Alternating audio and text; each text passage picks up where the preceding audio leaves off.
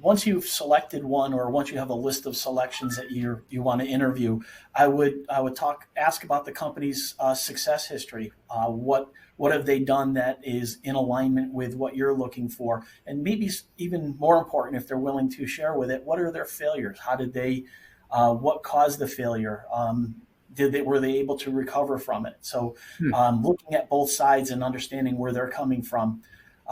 One of the big things that we find is once we have customers coming in and looking at our facility, do they have the experience and expertise, or even the R&D capabilities to take what might be some of the tricky areas and run an R&D on it to be able to prove to you as a customer that they can assemble it, that they have the expertise to be able to glue it, to cure it, whatever it might be. And one of the big things is, do they have the flexibility to be able to pick and choose the platform that is the elegant solution, if you will? Does it have the capability and speed, and you don't want it to be shoehorned into a particular type of arrangement. You want to be able to select the one that fits the application best.